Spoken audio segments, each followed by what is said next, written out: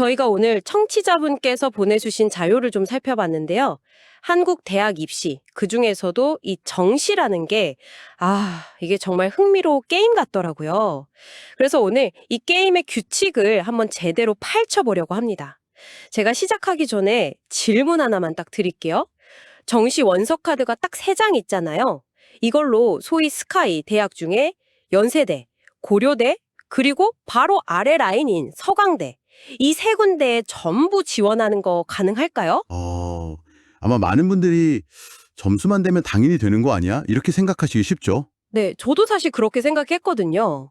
그런데 자료를 보니까 정답이 아니요, 불가능하다는 겁니다. 맞습니다. 왜냐하면 이 정시라는 판에 가군, 나군, 다군이라는 보이지 않는 칸막이가 있기 때문이죠. 오늘 저희는 바로 이 칸막이의 비밀, 그리고 이것 때문에 벌어지는 아주 거대한 연쇄 이동 현상을 집중적으로 분석해 보겠습니다. 이거 정말 중요한 주제입니다. 정말 매년 수많은 학생들이 그냥 자기 점수만 믿고 원서를 썼다가 네, 이 판을 못 읽어서. 네, 맞아요. 이 군이라는 게임의 규칙을 전혀 몰라서 그냥 카드 3장을 허무하게 버리는 경우가 너무 많아요. 그래서 오늘 저희 분석 목표는 아주 명확합니다. 이 게임에서 이기려면 딱 3가지를 알아야 하거든요. 첫째, 대학들이 어떻게 진을 치고 있는지, 이른바 전장의 구조. 둘째, 합격자들이 어떻게 도미노처럼 움직이는지, 연쇄 이동의 원리.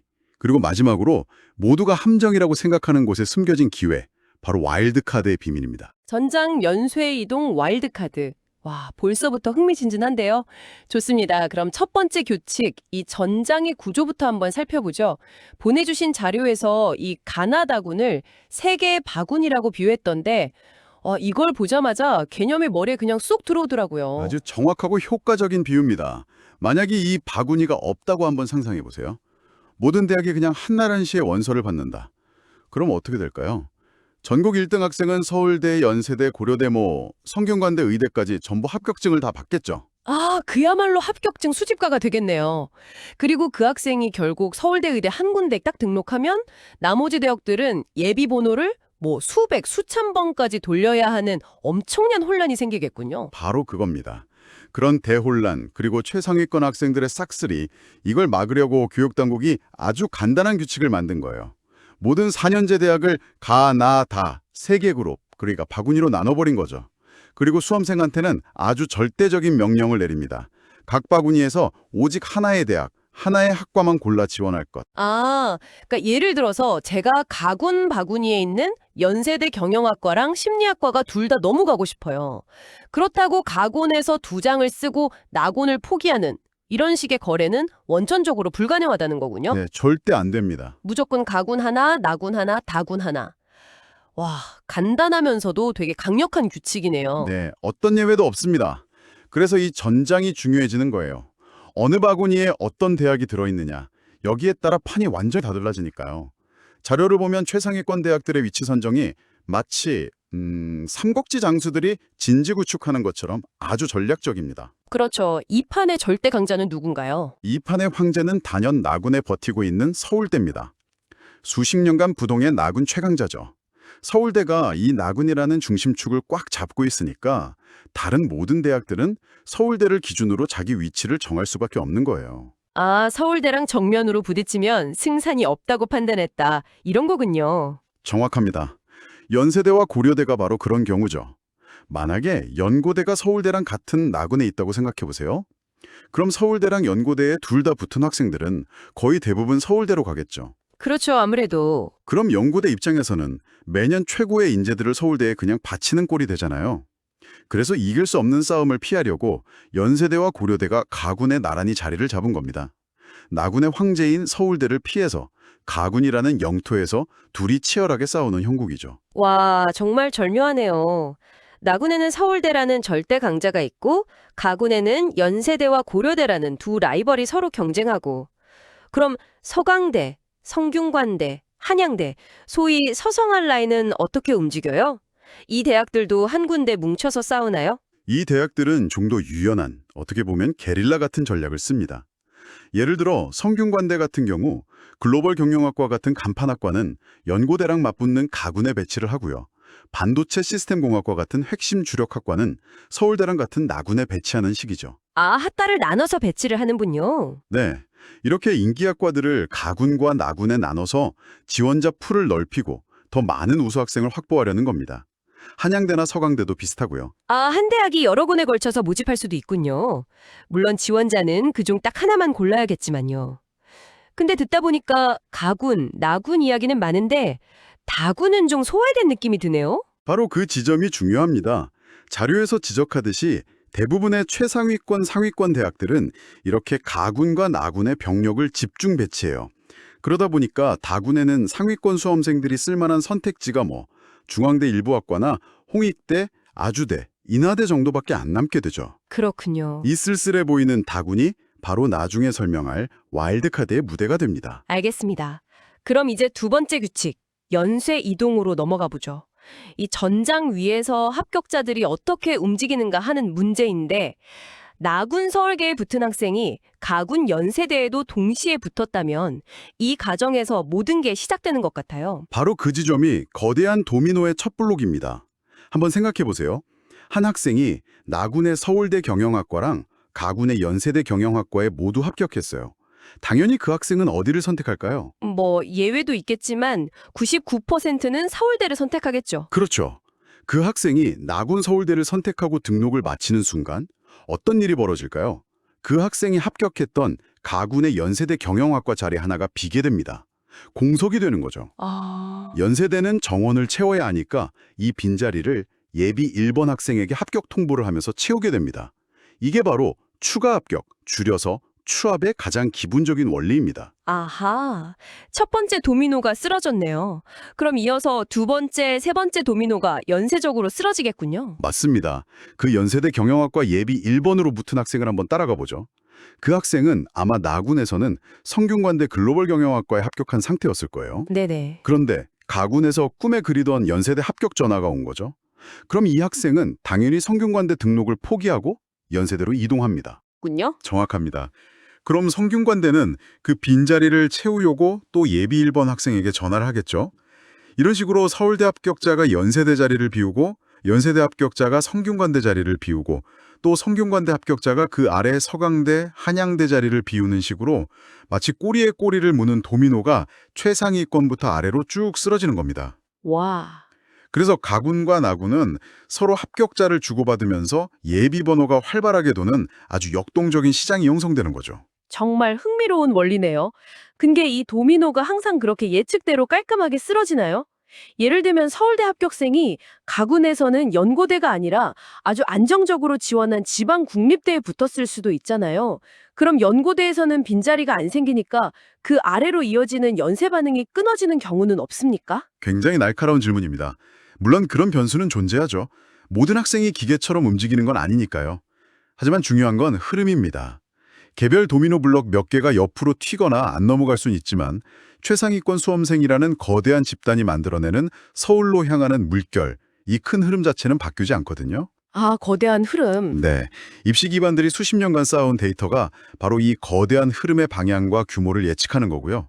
그래서 내 점수만 보는 게 아니라 이 지원자 이동 흐름을 예측하는 게 정시 전략의 핵심입니다. 알겠습니다.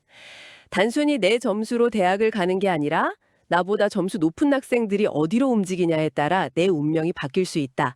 이 도미노 얘기를 듣다 보니 아까 말씀하신 다군이 더 궁금해지는데요. 가군이랑 나군에서 이렇게 치열하게 연쇄 이동이 일어나는데 상위권 대학이 거의 없는 다군은 이 흐름에서 뭔가 완전히 다른 역할을 할 것 같다는 생각이 듭니다.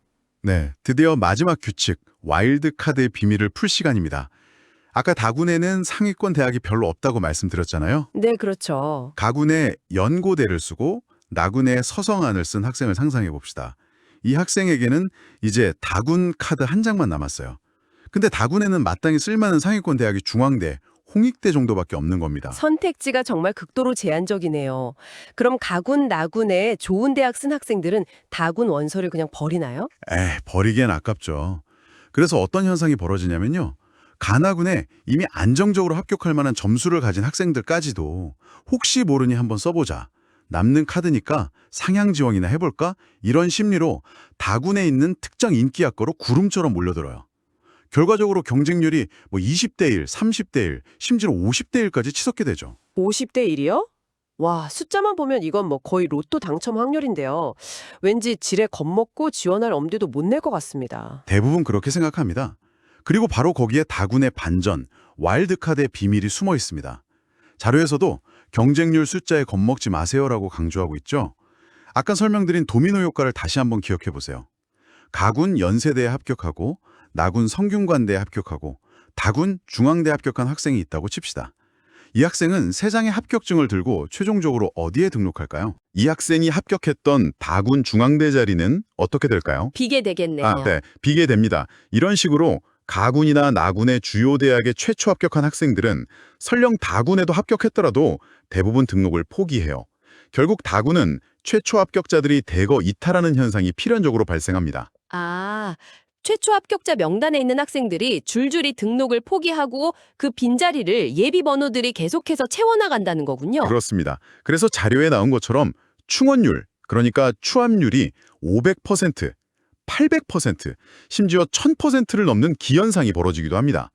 충원율 1000%라는 건 예를 들어 10명 뽑는 학과에서 최초 합격자 10명 외에 예비번호 100번까지 추가로 합격했다는 의미예요. 1000%라니 정말 믿기 힘든 숫자네요.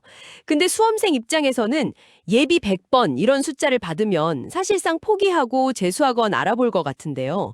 이게 정말 나에게까지 기회가 온다고 믿고 기다리는 게 현실적으로 가능한 전략일까요? 솔직히 좀 희망 고문처럼 들리기도 합니다. 그 심정 충분히 이해합니다. 그래서 제가 기억하는 한 학생 이야기가 떠오르네요. 그 친구가 가군, 나군에서 정말 아슬아슬하게 떨어지고 다군에서 지원한 대학에서 예비번호 200번대를 받았어요. 200번대요? 네, 당연히 온 가족이 재수를 기정사실로 받아들이고 있었죠.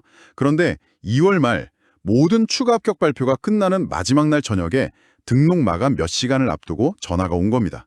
합격했다고. 우와! 그야말로 영화 같은 기적이었지만 사실 그건 기적이 아니라 이 다군 시스템이 만들어낸 필연적인 결과였던 겁니다.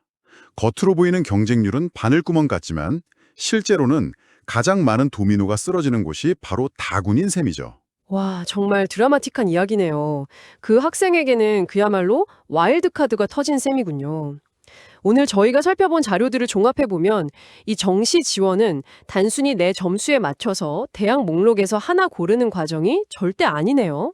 이건 거의 체스나 바둑 같은 수싸움, 심리 게임에 가깝습니다. 맞습니다. 점수는 이 게임에 참여하기 위한 기본 조건일 뿐이고요. 진짜 승부는 전장의 구조를 읽고 상대의 움직임을 예측하는 전략에서 갈립니다. 오늘 이야기한 세 가지 키워드가 머리에 딱 정리되는 느낌입니다. 대학들이 포진한 전장의 지도를 파악하고 합격자들이 만들어내는 연쇄 이동의 흐름을 예측하며 마지막으로 다군이라는 와일드카드의 가능성을 누리는 것. 최초 합격의 기쁨도 물론 크겠지만 이 도미노 현상을 정확히 예측해서 얻는 추가 합격이야말로 정시의 진짜 묘미라고 할 수 있겠습니다. 아주 정확한 정리입니다. 여기서 청취자분께 마지막으로 생각해볼 질문을 하나 던지고 싶습니다. 오늘 우리는 가나다군이라는 이 게임의 판을 이해했습니다. 그렇다면 이제 진짜 중요한 질문은 내 점수로 어디를 갈 수 있을까? 여기서 한 단계 더 나아가야 합니다. 어떤 질문으로 나아가야 할까요? 바로 이 질문입니다. 내 바로 앞에 있는 저 경쟁자들은 합격하면 어디로 갈 것인가? 만약 내가 지원하려는 가군 A학과의 예상 합격선 근처에 있다면 나보다 점수가 높은 학생들이 나군의 서울대를 지원했는지 아니면 나군의 다른 대학을 안정 지원했는지를 파악해야 한다는 거죠. 만약 그들이 서울대 대거 지원했다면 그들이 서울대로 빠져나가면서 나에게 기회가 올 확률이 높아지겠죠. 당신의 합격은 당신의 점수뿐만 아니라 당신의 경쟁자가 손에 쥔 다른 카드에 달려있다는 겁니다. 단순히 내 점수만 보는 게 아니라 내 경쟁자들의 원서 조합, 그들의 다음 수까지도 예측해야 한다는 말씀이시군요. 그렇습니다. 이 질문에 대한 답을 고민하기 시작할 때 비로소 세 장의 원서가 가진 진짜 힘을 발휘할 수 있게 될 겁니다. 이것은 단순히 점수 경쟁이 아니라 나와 비슷한 수만 명의 지원자 집단이 만들어내는 거대한 심리와 흐름을 읽는 싸움입니다.